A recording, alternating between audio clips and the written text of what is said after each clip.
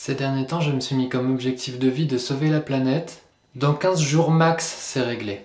J'ai même trouvé une nouvelle solution, c'est Jeanne d'Arc. Jeanne, au secours!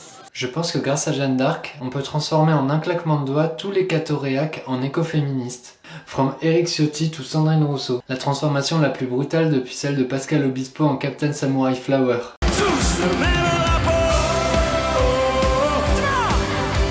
Mais je sens que c'est maintenant qu'il faut le faire. Ils sont en train de se chercher là, les fâcheux tradis. Avec ce que le pape a sorti sur les migrants, ils savent plus trop où ils habitent. Ce qui pose d'ailleurs un certain problème. Vu que leur slogan c'est « On est chez nous ». Le pape François s'est fait accuser d'être un gros gauchiste. Bonjour Marcel, bonjour la France. C'est-à-dire que la proposition chrétienne est devenue une sorte de proposition véritablement très large. On a envie que tout soit englobé, mais c'est pas ça la proposition chrétienne. Oui, vous avez bien entendu. Sonia Mabrouk, c'est mieux que le pape, ce que sont les valeurs du christianisme. Sonia Mabrouk. Le pape. Le christianisme. Le mec à bac plus 72. C'est comme si Benjamin Castaldi, il allait voir Stephen Hawking pour lui dire « Non mais écoute, les trous noirs, je sais mieux que toi. » Ou comme si Gilles Verdez, il se disait « Un ours ? Ouais, je peux le battre. » Enfin, un ours ou un lynx, ou une gerbille. De toute façon, tout le monde peut battre Gilles Verdez. Ou comme si Koé. Ou comme si... Non, c'est bon, vous avez compris. Eh ben, si elle sait mieux que lui... Sonia Mabrouk papesse, hein? Ah bah non, trop dommage, c'est un poste pour les hommes. Et comme les tradis sont bien attachés au patriarcat, mais c'est pas possible. Assez dommage. Bon, alors on l'a fait comment cette transformation? Eh ben en fait, on n'a rien à faire. Jeanne d'Arc, elle le fait déjà pour nous. Merci Jeanne.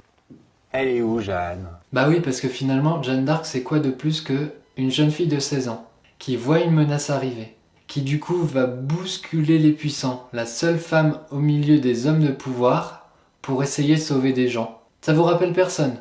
How dare you? Et c'est vraiment parce que je crois pas à la réincarnation, parce que sinon, j'aurais dit que c'est sa réincarnation.